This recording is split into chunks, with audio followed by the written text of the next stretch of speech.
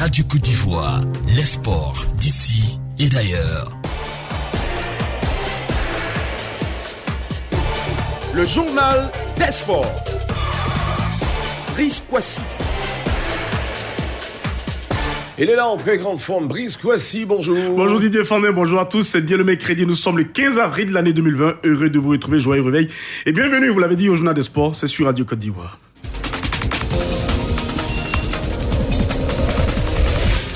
Du football pour débuter ces infos de sport, période d'auto-confinement, pas de foot sur la pelouse, mais les états-majors pour la prochaine élection à la présidence de la Fédération ivoirienne de football s'activent. Premier candidat déclaré à cette élection, très attendu, Eugène-Marie Diomandé, le président du CW Sport de San Pedro, sera visé. Eugène Diomandé a décidé de se retirer et de rallier la liste du candidat Didier Drogba.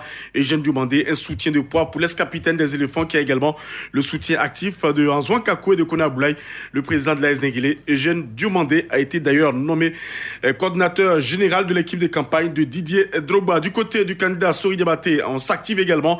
Et d'ailleurs, Léon Siao, directeur de campagne de Sori Diabaté, sera ce soir l'invité à Vérité des Sports.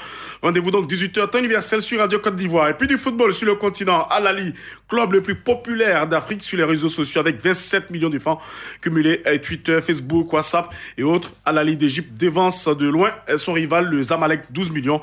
Le Raja de Casablanca, 3e, 4 millions. Le Kaiser Chef d'Afrique du Sud, 5 millions de francs. Et puis arrive 4e. Le tout-puissant Mazembe est 20e, 605 000 francs. Et la SEC Mimosa, seul club ivoirien classé dans ce top 50, 29e avec 347 000 likes. Et puis menace sur la CAN 2021 prévue en janvier prochain au Cameroun, selon le quotidien espagnol AS. Le vice-président de la FIFA, Victor Montaglari, préconise le report de tous les matchs des sélections qui sont programmés cette année en 2020 pour 2021. Si la décision est entérinée, il sera quasi impossible de disputer la CAN 2021 en janvier et février. La CAF sera confrontée à un nouveau casse-tête. Et puis, affaire FIFA Gate, Juan Angel Naput, l'ancien président de la Confédération sud-américaine de football, condamné à 9 ans de prison pour corruption, reste en cellule. Hier, il a vu sa demande de mise en liberté rejetée. Retour au pays pour parler de natation, bien sûr, confinement oblige. Comment vivent nos nageurs tous confinés et que faut-il faire pour maintenir la forme? Et bon, je réponds avec Aza Dominique, président de la commission technique de la Fédération ivoirienne de natation. On a demandé à chacun de faire des étirements parce que vous savez, en natation, c'est vrai qu'il y a l'échauffement aquatique, mais nous avons aussi l'échauffement à sec. Donc, on leur a demandé de faire ça et puis, bon, de se mettre dans la tête que la saison n'est pas perdue. C'est une situation qui s'impose à tout le monde. Ils ne seront pas en retard sur leurs adversaires. Donc, à ce niveau-là, il n'y a pas trop d'inquiétude à se faire. Le moral est haut dans la tête des nageurs ivoiriens.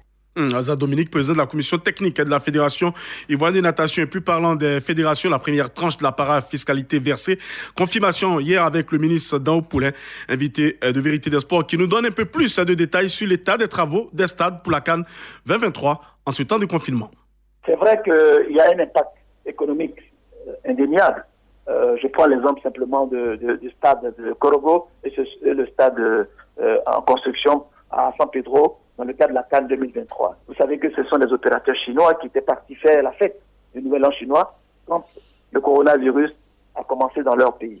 Donc beaucoup d'experts chinois n'ont pas pu regagner la Côte d'Ivoire pour poursuivre avec célérité les travaux qui étaient prévus. Donc nous notons à ce niveau avec le BNET et en liaison avec ces entreprises que les calendriers devront être réajustés en tenant compte de cette réalité. Mais les travaux continuent. Les travaux continuent à Yamsoko, les travaux continuent avec force et vigueur à Boaké.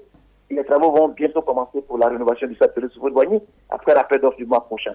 Donc la vie continue, mais certes pas au même rythme, mais avec quelques décalages dans le calendrier que nous serons obligés de réajuster en tenant compte de cette réalité nouvelle qu'est celle du coronavirus. Le ministre des Sports, Dao Poulin, interrogé hier à Vérité des Sports, entretien d'ailleurs, tout l'entretien à réécouter à 11h05 à l'espace, on ne comprend pas. Et puis prochain rendez-vous des sports, on dira 7h20 avec Fernand Kouakou déjà présent. N'oubliez pas de prendre soin de vous et des autres avec le respect de toutes les mesures barrières au Covid-19. Merci à vous, Brice Kouassi, Mélène. On va vous retrouver avec beaucoup de bonheur à partir de 11h.